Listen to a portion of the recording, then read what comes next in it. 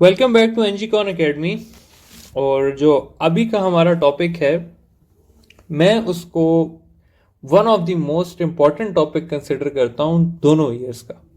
ठीक है, क्योंकि इस टॉपिक की बेसिस पे आपके बहुत सारे सवाल आते हैं। ठीक है, और हर साल आते हैं, और ऐसा नहीं हो सकता कि इस टॉपिक की बेस से आपके सवाल ना आए।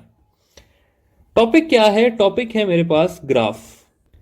यहां पर मैं कोई एसटी ग्राफ की बात नहीं कर रहा, मैं वीटी ग्राफ की बात नहीं कर रहा, मैं सिंपली प्योरली ग्राफ की बात कर रहा हूं कि ग्राफ अगर आए तो कैसे होता है ग्राफ।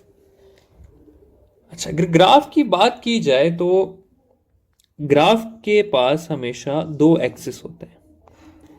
तो ग्राफ में एक एक्स एक्सिस होता है और एक वाई एक्सिस होता है। जितने भी ग्राफ आप लोगों ने देखे होंगे उसमें यही एक्स एक्सिस और वाई एक्सिस की बात हो रही होती है।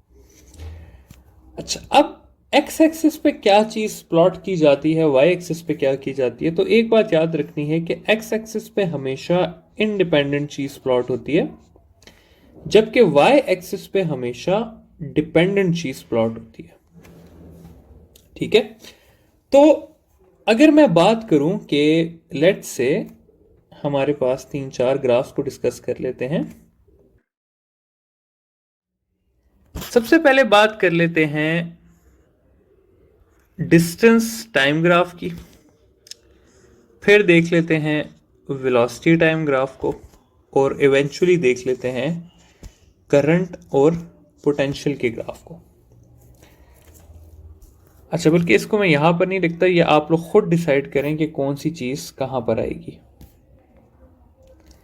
तो मैं कहता हूं पहला ग्राफ है मेरे पास वेलोसिटी टाइम का ग्राफ है।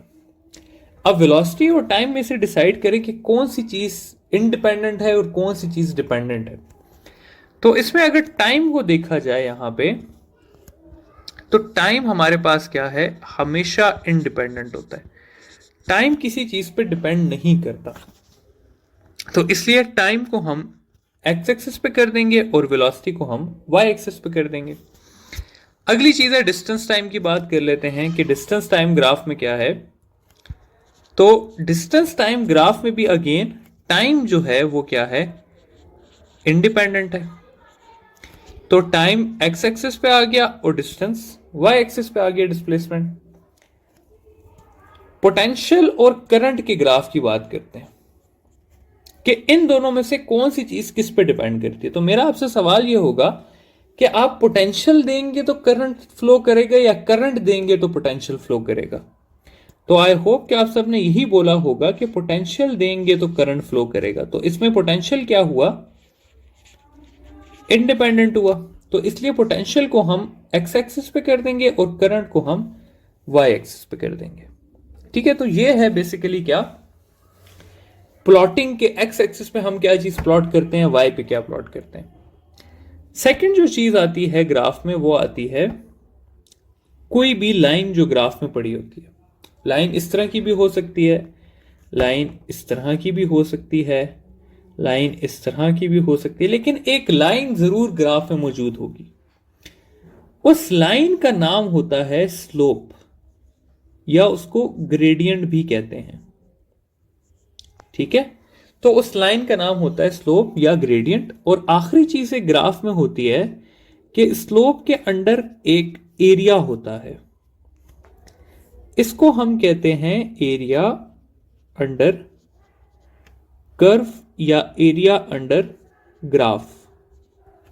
ठीक है, तो ये है बेसिकली ग्राफ का इंट्रोडक्शन। मैं अगेन रिपीट करूंगा कि ये कोई distance time velocity time graph नहीं है, ये सिंपली ग्राफ है। ठीक है, ग्राफ में एक एक्स एक्सिस होता है, एक वाई एक्सिस होता है। एक्स एक्सिस पे हमेशा हम इंडिपेंडेंट चीज प्लॉट करते हैं, वाई पे हम डिपेंडेंट चीज प्लॉट करते हैं। ग्राफ की एक लाइन होती है जिसको हम कहते हैं स्लोप या ग्रेडियंट, और ग्राफ के एक एरिया अंडर द कर्व होता है जो कि कहलाता है एरिया अंडर द कर्व। अब हम आगे जाते हैं और डिस्कस करते हैं स्लोप को और एरिया अंडर द कर्व को। सबसे पहले बात करते हैं स्लोप की कि स्लोप या ग्रेडियंट क्या होता है। तो स्लोप या ग्रेडियंट को थोड़ा सा डिस्कस कर लेते हैं। स्लोप या ग्रेडियंट के बारे में कहा जाता है कि स्लोप और ग्रेडियंट जो है वो है हमारे पास चेंज इन वाई एक्सिस पर चेंज इन एक्स एक्सिस। यानी कि स्लोप को मैं इस तरह लिख सकता हूं कि slope is equal to change in Y axis divided by change in X axis. Slope का फायदा बहुत है, ठीक है। स्लोप का फायदा बहुत ज्यादा इस वजह से है कि स्लोप हमें क्वांटिटी के बारे में बताती है कि ये लाइन किस को रिप्रेजेंट कर रही है। मैं कह देता हूं कि ये है मेरे पास वीटी ग्राफ, ये है एस टी ग्राफ, ये है मेरे पास एफ टी ग्राफ और ये है मेरे पास आई वी ग्राफ, ठीक है। अब अगर मैं कहूं कि इनकी स्लोप्स हैं, ये किसी भी तरीके की स्लोप्स हैं, इससे कोई फर्क नहीं पड़ता, अभी हम सिर्फ स्लोप को पढ़ रहे हैं कि स्लोप क्या है। मैं कहता हूं जी कि पहले ग्राफ की स्लोप क्या रिप्रेजेंट करती है, तो स्लोप क्या होती है y डिवाइडेड बाय x, इसकी क्या हो गई y डिवाइडेड बाय x, इसकी क्या हो गई y डिवाइडेड बाय x और इसकी भी क्या हो गई y डिवाइडेड बाय x। इसमें v बाई टी है तो v बाई टी किसके इक्वल बनता है, एक्सेलरेशन के। इसमें s बाई टी है तो s बाई टी किसके इक्वल बनता है, वेलोसिटी के। इसमें f बाई टी है तो f बाई टी, सॉरी ये मैंने यहां पर वर्क लिखना था, ये डब्ल्यू टी ग्राफ है तो w बाई टी किसके इक्वल होता है, पावर के। और यहां I बाई वी है तो I बाई वी होता है 1/r के या कंडक्टेंस के। तो अब अगर मैं कहूं कि इस लाइन का यहां पर क्या नाम है, तो ये लाइन वैसे स्लोप कहलाती है ना, लेकिन यहां पर स्लोप का नाम क्या है, एक्सेलरेशन है। तो इस लाइन का नाम क्या हो जाएगा, एक्सेलरेशन हो जाएगा। इस लाइन का नाम वेलोसिटी हो जाएगा, इस लाइन का नाम पावर हो जाएगा और इस लाइन का नाम कंडक्टेंस हो जाएगा, ठीक है। तो इस तरह से स्लोप क्या बताती है हमें, स्लोप ये बताती है कि कौन सी क्वांटिटी ये लाइन रिप्रेजेंट कर रही है, जैसा कि अभी हमने देख लिया। तो अगर मैं सिंपली आप लोगों से पूछ लूं कि आईवी ग्राफ की स्लोप क्या शो कर रही है, तो आईवी ग्राफ की स्लोप क्या शो कर रही है, कंडक्टेंस शो कर रही है। वीटी ग्राफ की स्लोप क्या शो कर रही है, तो वीटी ग्राफ की स्लोप एक्सेलरेशन शो कर रही है, ठीक है। तो सो ऑन, इसी तरह आगे जाते रहे। कोई भी ग्राफ आया उसमें आप y बाय एक्स करें, उसकी जो क्वांटिटी बनती है वो आपको क्या शो कर रही होगी, वो क्वांटिटी शो कर रही होगी, ठीक है। आगे जाते हैं स्लोप की टाइप्स पे, कि टाइप्स ऑफ स्लोप आपके पास कौन कौन सी होती हैं। यहां पर स्टूडेंट्स मैं आप लोगों से एक रिक्वेस्ट करूंगा कि यहां पर जो मैं आप लोगों को पढ़ा रहा हूं उस पे, जिसे कहते हैं ना, बगैर गौर व फिक्र के यकीन करें, ठीक है। क्योंकि अगर आप इस चीज में गौर व फिक्र करने लग गए तो मेरा एक्सपीरियंस ये कहता है कि आप लोग सवाल गलत करके आएंगे। जिस तरह आपको पढ़ाया जा रहा है उस पर टोटली बगैर सोचे समझे यकीन करें और इंशाल्लाह आपका कोई सवाल गलत नहीं होगा। 3 किस्म की स्लोप्स होती हैं हमारे पास। एक होती है यूनिफॉर्म स्लोप्स, दूसरी होती है इंक्रीजिंग स्लोप्स और तीसरी होती हैं डिक्रीजिंग स्लोप्स। अब इस तरह है स्टूडेंट्स कि अगर स्लोप की शेप इस तरह की हो, इस तरह की हो या इस तरह की हो तो वो है यूनिफॉर्म स्लोप्स। अगर स्लोप की पिक्चर ऐसी हो या ऐसी हो तो वो है इंक्रीजिंग स्लोप्स। और अगर स्लोप की पिक्चर ऐसे हो या ऐसे हो तो वो है डिक्रीजिंग स्लोप्स। अब यहां पर एग्जाम्पल के थ्रू समझाने की कोशिश करता हूं। पहला ग्राफ है आपके पास, लेट से ये ग्राफ है एस टी का है और ये एक ऐसी सी स्लोप है। तो स्लोप का नाम क्या होगा, स्लोप है G S by T, S by T होता है वेलोसिटी। तो स्लोप का नाम तो हमें पता चल गया वेलोसिटी। अब हम शेप देखेंगे कि शेप कैसी है। तो यहां पर ये ऐसी शेप है और ये शेप किस में आती है, यूनिफॉर्म में। तो मैं लिख दूंगा यूनिफॉर्म वेलोसिटी। अब अपेरेंटली ये देखने में लग रहा है कि इंक्रीजिंग है, लेकिन ये इंक्रीजिंग नहीं है, ये यूनिफॉर्म वेलोसिटी है, ठीक है। अगली डिस्कस कर लेते हैं, कुछ वीटी कर्व को कर लेते हैं और मैं एक ऐसी सी डायग्राम बना लेता हूं। अब अगर आप स्लोप का नाम निकालें तो स्लोप है v by T, v by T होता है एक्सेलरेशन। तो इतना तो हमें पता है कि ये एक्सेलरेशन है। अब हमने डिसाइड करना है कि यूनिफॉर्म है, इंक्रीजिंग है या डिक्रीजिंग है। तो हम देखेंगे कि किस शेप में आ रहा है, तो ये इंक्रीजिंग में आ रहा है, तो ये हो जाएगी इंक्रीजिंग एक्सेलरेशन। आखिरी कर्व की बात करें तो मैं कहता हूं कि यह है आईवी कर्व, यानी कि करंट और पोटेंशियल का कर्व, और ये कर्व इस तरह से जा रहा है। अब आई बाय वी हमारे पास होती है कंडक्टेंस, तो इस स्लोप का नाम क्या हुआ, कंडक्टेंस। अब अगर मैं देखूं कि स्लोप की शेप क्या है, तो स्लोप की शेप ऐसी है, सॉरी स्लोप की शेप ऐसी है, और ये कौन सा कर्व है, ये डिक्रीजिंग कर्व है। तो मैं लिख दूंगा कि ये किस चीज का ग्राफ है, ये डिक्रीजिंग कंडक्टेंस का ग्राफ है। ठीक है, अब आगे हम डिटेल से पढ़ेंगे भी कि भाई स्लोप के बेसिस पे हम किस तरह से क्लासिफाई कर सकते हैं, लेकिन पहले उससे पहले हम एरिया अंडर द कर्व को लेके जाएंगे। या चलें एरिया अंडर द कर्व से पहले हम इस तरह करते हैं कि ये डिस्कस कर लेते हैं। अच्छा, सबसे पहले हम देखते हैं डिस्टेंस टाइम ग्राफ्स को या डिस्टेंस टाइम कर्व्स को। अब ये जितने भी ग्राफ्स हैं स्टूडेंट्स, इन सब के वाई एक्सिस पे प्लॉट हुआ है डिस्टेंस या डिस्प्लेसमेंट, और इनके एक्स एक्सिस पे प्लॉट हुआ है टाइम। ठीक है, इसको मैं डिस्टेंस की जगह डिस्प्लेसमेंट कर देता हूं ताकि कोई कंफ्यूजन ना रहे। कर्व्स की शेप कुछ इस तरह से है हमारे पास कि ये कर्व इस तरह है। अच्छा, अब अगर हम पहले ग्राफ को देखें तो पहले ग्राफ में लाइन स्ट्रेट है, और लाइन शो क्या कर रही है, लाइन हमें शो कर रही है वेलोसिटी, क्योंकि डिस्टेंस बाय टाइम क्या होता है, वेलोसिटी होता है। ये सारे डिस्टेंस टाइम कर्व हैं। अच्छा, यहां पे मैं अगेन मेंशन कर देता हूं,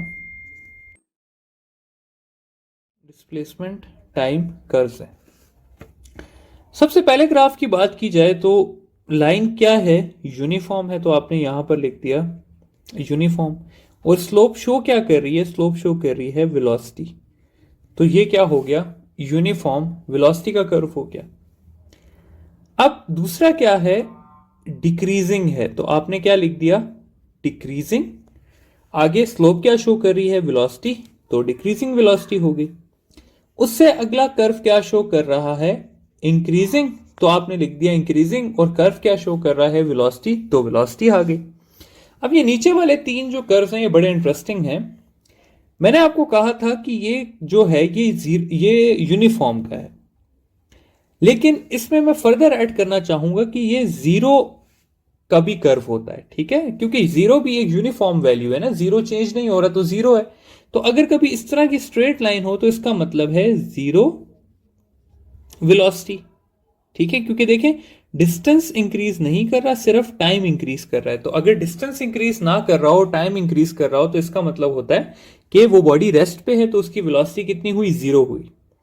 अब ये जो कर्व है इसमें आप देखें टाइम नहीं इंक्रीज कर रहा लेकिन डिस्टेंस इंक्रीज कर रहा है, तो इसका मतलब है कि ये इनफाइनाइट वेलोसिटी का कर्व है। ठीक है, तो ये है इनफाइनाइट वेलोसिटी का। और अगेन ये जो है ये देखें स्ट्रेट लाइन है, तो ये यूनिफॉर्म और अगेन वेलोसिटी। अब ये ग्राफ मैंने एंड में इसलिए रखा था कि यहां पर अगर आप देखें तो डिस्प्लेसमेंट कम हो रही है। तो अब कुछ बच्चों का सवाल होना चाहिए कि भाई डिस्प्लेसमेंट कैसे कम हो रही है, एक बॉडी अपना डिस्प्लेसमेंट कम कैसे कर रही है। तो इसका यह आंसर है कि एक बॉडी गई है पहले इस डायरेक्शन में और अब वो आ रही है इस डायरेक्शन में, तो इसकी डिस्प्लेसमेंट कितनी होगी, जाने वाली डिस्प्लेसमेंट माइनस आने वाली डिस्प्लेसमेंट, तो इसकी डिस्प्लेसमेंट क्या हो रही है, कम हो रही है ना। तो ये ग्राफ यहां से ओरिजिनेट हुआ है। अच्छा, अब इस तरह है कि इन ग्राफ से मजीद सवाल भी आ सकते हैं। ऐसा नहीं होगा कि आपको ये ग्राफ दिया हुआ और आपसे पूछ लिया जाए कि भाई ये किस किस चीज का ग्राफ है। इन ग्राफ्स में से ऐसा सवाल भी आ सकता है कि लेट से सवाल आ जाता है कि इनमें से कौन से ग्राफ की एक्सेलरेशन जो है वो जीरो है। ठीक है, तो अब इसका क्या आंसर होगा, देखें जिस जिस ग्राफ की वेलोसिटी यूनिफॉर्म है उसकी एक्सेलरेशन क्या है, जीरो है।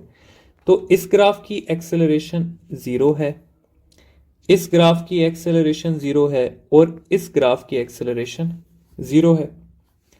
अगला सवाल यह हो सकता है कि किस किस ग्राफ के पास एक्सेलरेशन है। तो इसके पास एक्सेलरेशन है क्योंकि इसकी वेलोसिटी नॉन यूनिफॉर्म है, इसके पास भी एक्सेलरेशन है, तो ये हो गए एक्सेलरेशन वाले ग्राफ। ऐसा पूछा जा सकता है कि इसमें से किस ग्राफ के पास पॉजिटिव एक्सेलरेशन है। ठीक है, तो पॉजिटिव एक्सेलरेशन तब होती है जब बॉडी की वेलोसिटी इंक्रीज करती है। तो सिर्फ ये वाला ग्राफ ऐसा है जिसकी वेलोसिटी क्या कर रही है, इंक्रीज कर रही है। तो इस ग्राफ के पास ये जो थर्ड वन है इसके पास क्या है, पॉजिटिव एक्सेलरेशन है। ऐसा भी सवाल आ सकता है कि किस बॉडी की एक्सेलरेशन जो है वो नेगेटिव है। ठीक है, तो ये जो सेकंड ग्राफ है इसकी वेलोसिटी डिक्रीज कर रही है, तो इसलिए इसकी एक्सेलरेशन क्या है, नेगेटिव है। एक्सेलरेशन की जगह फोर्स का लफ्ज भी यूज हो सकता है कि किसके ऊपर लगने वाली नेट फोर्स जीरो है, तो जहां एक्सेलरेशन जीरो है वहां फोर्स जीरो है। किस पे लगने वाली फोर्स पॉजिटिव है, तो जहां एक्सेलरेशन पॉजिटिव है वहां फोर्स पॉजिटिव है। किस पे नेगेटिव है, तो जहां एक्सेलरेशन नेगेटिव है वहां फोर्स नेगेटिव है। तो जरूरी नहीं है कि डिस्टेंस टाइम कर्व से आपसे सिर्फ वेलोसिटी के बारे में पूछा जाए, डिस्टेंस टाइम कर्व से आपसे एक्सेलरेशन और फोर्स के बारे में भी पूछा जा सकता है। ठीक है, अच्छा अगली चीज हम डिस्कस कर लेते हैं velocity time curve. Velocity time curve में अगेन कुछ चीजें डिस्कस कर लेते हैं।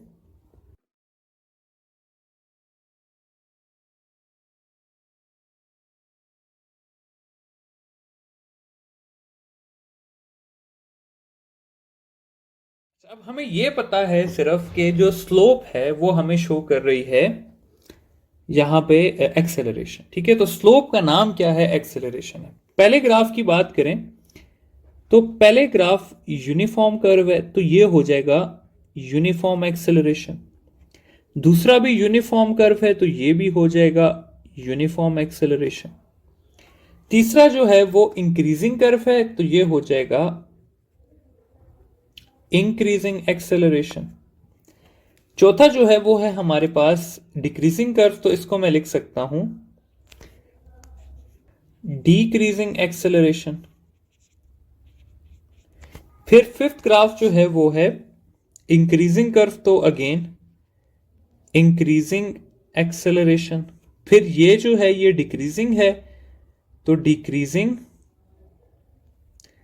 एक्सेलरेशन। फिर ये हमें पता है कि जीरो है तो ये किसका हो जाएगा, जीरो एक्सेलरेशन हो जाएगा, और ये हो जाएगा इनफाइनाइट एक्सेलरेशन हो जाएगा। अच्छा, अब नेक्स्ट देखने की बात यह है कि यहां तक तो हमें समझ आ गई कि कौन सी चीज इंक्रीजिंग है कौन सी चीज डिक्रीजिंग है। कभी कभी हमें कह दिया जाता है कि कौन सी चीज पॉजिटिव है एक्सेलरेशन और कौन सी चीज नेगेटिव एक्सेलरेशन। तो अगर हम पहले कर्व में देखें तो पहले कर्व में जो वेलोसिटी है वो ज्यादा हो रही है। अगर वेलोसिटी ज्यादा हो रही है तो कौन सी एक्सेलरेशन हुई, पॉजिटिव एक्सेलरेशन। तो ये कर्व हो गया यूनिफॉर्म पॉजिटिव एक्सेलरेशन का। दूसरे में अगर हम देखें तो वेलोसिटी कम हो रही है, तो अगर वेलोसिटी कम हो रही है तो वो हो गई यूनिफॉर्म नेगेटिव एक्सेलरेशन, या इसको मैं ऐसे भी लिख सकता हूं यूनिफॉर्म डीसेलरेशन। थर्ड में देखें तो वेलोसिटी इंक्रीज कर रही है तो इसको मैं कह सकता हूं कि इंक्रीजिंग पॉजिटिव एक्सेलरेशन। फोर्थ में मैं कह सकता हूं डिक्रीजिंग पॉजिटिव एक्सेलरेशन। फिफ्थ में अब मैं कह सकता हूं इंक्रीजिंग नेगेटिव एक्सेलरेशन, क्योंकि बॉडी जो है वो उसकी वेलोसिटी डिक्रीज कर रही है। या इसको मैं ऐसे भी कह सकता हूं कि इंक्रीजिंग डीसेलरेशन। फिर अगला डिक्रीजिंग नेगेटिव एक्सेलरेशन या डिक्रीजिंग डीसेलरेशन, फिर जीरो एक्सेलरेशन और फिर इनफाइनाइट एक्सेलरेशन। अच्छा, अगेन इनमें से कौन कौन से कर्व्स के बारे में सवाल आ सकते हैं, डिफरेंट देन एक्सेलरेशन। ऐसा पूछा जा सकता है कि इसमें से किन कर्व्स के पास यूनिफॉर्म वेलोसिटी है। तो इसमें से टोटल एक कर्व है जिसके पास यूनिफॉर्म वेलोसिटी है और वो है ये वाला कर्व। इसके पास सिर्फ यूनिफॉर्म वेलोसिटी है क्योंकि इसकी एक्सेलरेशन क्या है, 0 है। सेकंड सवाल ये पूछा जा सकता है कि किन किन ग्राफ्स के पास यूनिफॉर्म फोर्स है। तो इसके पास यूनिफॉर्म फोर्स है और इसके पास यूनिफॉर्म फोर्स है। क्यों? क्योंकि इनकी एक्सेलरेशन यूनिफॉर्म है और एक्सेलरेशन यूनिफॉर्म करने के लिए फोर्स का क्या होना जरूरी है, यूनिफॉर्म होना जरूरी है। अगला सवाल यह कर लिया जाता है कि किसकी यूनिफॉर्मली वेरिएबल वेलोसिटी है। तो इसकी वेलोसिटी यूनिफॉर्मली वेरिएबल है,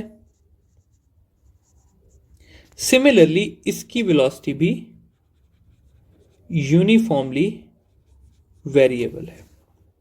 बाकी ये जो 4 ग्राफ्स हैं इनकी वेलोसिटीज वेरिएबली वेरिएबल है और इनकी फोर्स भी क्या है, वेरिएबल है। तो आई होप कि ये आपको कॉन्सेप्ट समझ आ गया होगा कि जरूरी नहीं है कि सवाल सिर्फ एक्सेल वीटी ग्राफ है तो एक्सेलरेशन का है। यहां पे हमने यूनिफॉर्म वेलोसिटी का सवाल भी बनाया, यूनिफॉर्म फोर्स का भी बनाया, यूनिफॉर्मली वेरिएबल वेलोसिटी का भी बनाया, वेरिएबली वेरिएबल वेलोसिटी का भी बनाया।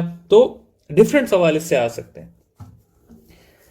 नेक्स्ट अगर हम बात करें तो लास्ट चीज आ जाती है हमारे पास एरिया अंडर द कर्व का कॉन्सेप्ट, कि एरिया अंडर कर्व के सवाल कैसे आते हैं। तो सबसे पहले देख लेते हैं कि एरिया अंडर द कर्व काफी देर पहले पढ़ा था, तो उसको डिस्कस भी कर लेते हैं एक बार कि एरिया अंडर द कर्व क्या है। तो एरिया अंडर द कर्व यहां पर आ जाता है कि अगर ये कर्व है तो कर्व ने जो अपने अंडर एरिया रखा हुआ है, यानी कि ये वाला जो एरिया है इसको हम कहते हैं एरिया अंडर कर्व या एरिया अंडर ग्राफ। और एरिया अंडर ग्राफ इक्वल होता है x इंटू वाई के। ठीक है, जो प्रॉपर्टी है वो है x इंटू वाई। एग्जाम्पल्स देख लेते हैं थोड़ी सी। एग्जाम्पल्स को अगर हम देखें तो एग्जाम्पल्स में आ जाता है हमारे पास वीटी ग्राफ को देख लेते हैं, इसके अलावा एफ डी ग्राफ को देख लेते हैं, इसके अलावा आई वी ग्राफ को देख लेते हैं। तो एरिया अंडर द कर्व देखते हैं कि किसका कितना है। फर्स्ट ग्राफ की बात करें तो एरिया अंडर द कर्व इसका बन जाता है x इंटू वाई तो v इंटू टी। इसका देखें तो बन जाता है f इंटू डी और इसका देखें तो बन जाता है i इंटू वी। अब v इंटू टी होता है हमारे पास डिस्प्लेसमेंट, f इंटू डी होता है हमारे पास वर्क और i इंटू वी होता है इलेक्ट्रिकल पावर। तो सिंपली जब हम x को y से मल्टीप्लाई करते हैं तो हमें पता चलता है कि कौन सी क्वांटिटी ये रिप्रेजेंट कर रहा है। जैसे कि हमने देखा फर्स्ट ग्राफ में यही चीज डिस्प्लेसमेंट शो कर रही है, सेकंड में जो है वो वर्क डन है, थर्ड में जो है वो पावर है। ठीक है, तो ये है एरिया अंडर द कर्व का कॉन्सेप्ट। अब एरिया अंडर द कर्व के कॉन्सेप्ट से हम एक और चीज मैं आपको समझाना चाहता हूं कि आपके पास इनकी टेस्ट में 3 किस्म के एरिया अंडर द कर्व आएंगे। एक आएगा आप लोगों के पास ट्रायंगल शेप, एक आएगा स्क्वायर या रेक्टेंगल और तीसरा आएगा इस तरह से एक रोम्बॉइड या ट्रेपीजियम की शक्ल आएगी आपके पास इस तरह से। ठीक है, तो इन तीनों के लिए आपने सेपरेट फॉर्मूलास यूज करने हैं। ठीक है, आगे हम एग्जांपल से देख भी लेंगे distance time velocity time curve में। जो फर्स्ट ग्राफ है उसका एरिया आपने कैसे फाइंड करना है, उसका आपने फाइंड करना है हाफ बेस इंटू हाइट से। सेकंड का जो एरिया है वो आपने फाइंड करना है बेस इंटू हाइट से और थर्ड का जो एरिया है वो आपने फाइंड करना है half sum of parallel sides into height से। ठीक है, अब सवाल कर लेते हैं सवाल कुछ इस तरह से है कि दो सवाल कर लेते हैं, बल्कि हमें एक वीटी ग्राफ दिया हुआ है कुछ इस तरह का, और कहा हुआ है कि इसका ये वीटी ग्राफ है, और कहा हुआ है कि इस बॉडी का डिस्टेंस फाइंड करें। अब डिस्टेंस का हमें पता है कि वीटी ग्राफ में किस तरह से होता है डिस्प्लेसमेंट या डिस्टेंस, कि वो होती है v इंटू टी। तो यानी कि ये एरिया अंडर द कर्व है। अब एरिया अंडर द कर्व अगर ट्राइंगल हो तो मैंने क्या सिखाया, किस तरह से सॉल्व करते हैं, half into base into height. तो हाफ इंटू बेस है हमारे पास 10 और हाइट है 5, तो ये हो जाएगा 25 यूनिट्स इसकी डिस्प्लेसमेंट हो जाएगी। अगर यही हमारे पास इस तरह का कर्व होता, ये कर्व होता, तो फिर हम क्या करते, हम सिंपल क्या कर देते, ये अगर स्क्वायर है तो बेस इंटू हाइट, तो इस केस में ये हो जाता area is equal to base into height. तो बेस थी हमारे पास 10, हाइट थी 5, तो ये हो जाता 50 यूनिट्स। ठीक है, तो इस तरह से सवाल आप लोगों के पास आ सकते हैं और इनको इस तरह से सॉल्व करना है। आई होप कि ये जो ग्राफ है ये आप लोगों को समझ आ गया होगा, और काइंडली इसको बार बार देखें, प्रैक्टिस करें, ताकि आप लोगों को ये चीज़ अच्छे तरीके से